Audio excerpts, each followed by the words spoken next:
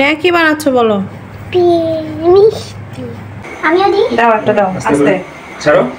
আমাদের এই মিষ্টি বানাতে কিছুই লাগেনি, সত্যি বলছি কিছুই লাগেনি, কিন্তু খেতে হয়েছিল অনেক মজার। কিছু সমস্যা তো হয়েছিল একেবারে প্রথমবার আনারি হাতে বানানো। আসসালামু আলাইকুম, রোকসানাস ডায়েরির পক্ষ থেকে সবাইকে স্বাগত জানাই। আশা করছি অনেক ভালো আছেন।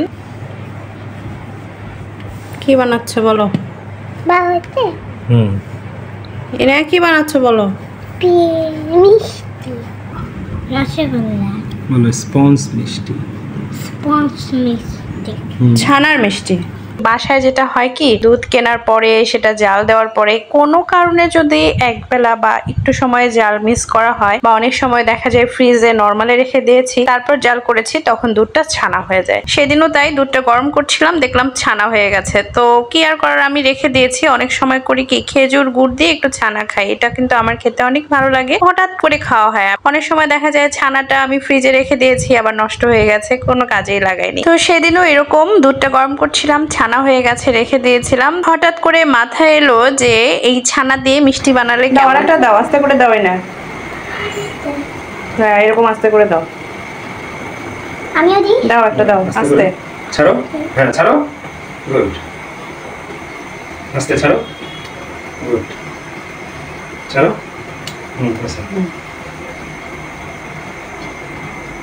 পরে যেন তোমার হাতটা না লাগে। হ্যাঁ দাও, কড়াইটাও তো গরম। তো এটা কি করবা?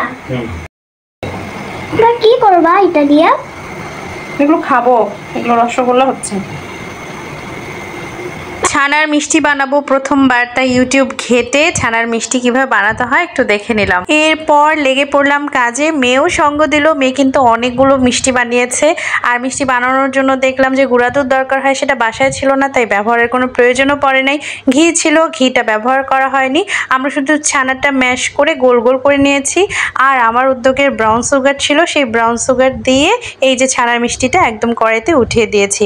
আর এর মধ্যে দিয়ে নিয়েছি একটু দারচিনি। দারুচিনিটা দেয়াতে ঘ্রাণটা কিন্তু অসাধারণ হয়েছিল। তবে রসগোল্লার যে সমস্যাটা হয়েছে তা হলো এটা স্পঞ্জটা কম হয়েছে, মানে নরমটা কম হয়েছে। কারণ এটাতে হয়তো বা গুঁড়া দুধটা দিলে বা ঘিটা দিলে আরো বেশি স্পঞ্জি হতো, সেটা কম হয়েছে। কিন্তু সত্যি বলতে খেতে অনেক মজার হয়েছিল, অনেক মজার হয়েছে।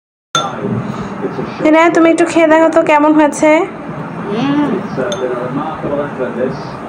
একটু চেখে দেখো।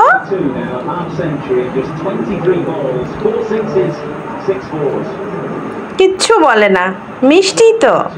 আর এদিকে মেয়ের রিভিউ নিতে গিয়ে দেখি মেয়ে আমার মতোই মিষ্টি পছন্দ করে না।